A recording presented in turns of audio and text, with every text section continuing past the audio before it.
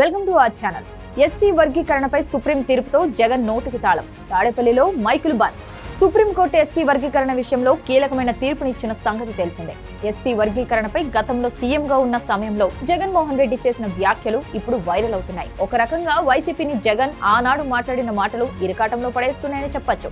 నిజానికి షెడ్యూల్డ్ కులాల వర్గీకరణపై జగన్ ముందు నుంచి నోరెత్తేవారు కాదు. ఎస్సీ వర్గీకరణపై జగన్మోహన్ రెడ్డి ఎందుకు నోరు మెదపడం లేదని ఎప్పటి నుంచో టీడీపీ నేతలు సూటిగా ప్రశ్నించేవారు. కానీ ఒక్కొక్క సందర్భంలో మాత్రం జగన్ ఎస్సీ వర్గీకరణ గురించి మాట్లాడుతూ ఎస్సీ వర్గీకరణ అనేది అసాధ్యమని తేల్చి చెప్పారు. చంద్రబాబు ఇలా వర్గీకరణ చేసి వారి మధ్య చిచ్చు పెడుతున్నారని ఒకసారి అధికారంలో ఉండగా జగన్ అసెంబ్లీలో వ్యాఖ్యానించారు. అయితే అప్పుడు జగన్ చేసిన పని ఇప్పుడు గోడకు కొట్టిన బంతిలా ఆయనకే తగులుతోంది.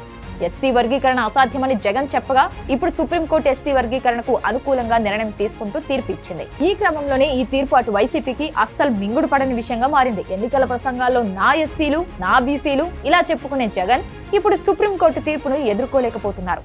కనీసం దానిపై సానుకూలంగా కూడా స్పందించలేకపోతున్నారు.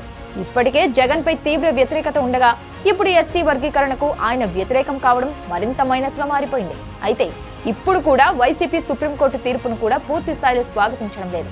ఇప్పుడు జగన్ చేస్తున్నట్లుగానే అడ్డగోలు వాదన చేసి మళ్లీ ఈ వ్యవహారాన్ని రాజకీయం చేసేందుకు ప్రయత్నిస్తోంది. ఒకవేళ రానున్న రోజుల్లో సుప్రీంకోర్టు తీర్పు పైన వైసీపీ రాజకీయం చేస్తే దళిత వర్గాలు వైసీపీకి పూర్తిగా దూరమయ్యే అవకాశం లేకపోలేదు. ఇంత తెలివి తక్కువ పనిని జగన్ చేయరనే వైసీపీ నేతలు భావిస్తున్నారు. ఇక 2019 అసెంబ్లీ ఎన్నికల్లో 151 స్థానాలు గెలిచి 2024లో 11 సీట్లు గెలవడం కారణంగా ఈ మధ్య జగన్ రెడ్డి మరీ మతి తప్పి వ్యవహరిస్తున్నారు. టీడీపీ ప్రభుత్వం ఏమైనా తప్పులు చేస్తోందా అని ఎదురు చూస్తున్నారు. ఏదైనా తప్పు దొరికితే ఇక అదే విషయాన్ని ప్రజల్లోకి తీసుకెళ్లి విమర్శలు చేయాలని అనుకుంటున్నారు.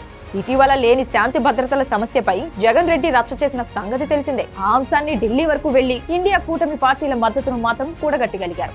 ఇదంతా తన రాజకీయ లబ్ధి కోసం చేసుకున్నదని, అందులో ఏపీ ప్రయోజనం ఏమీ లేదని అందరికీ అర్థమవుతోంది.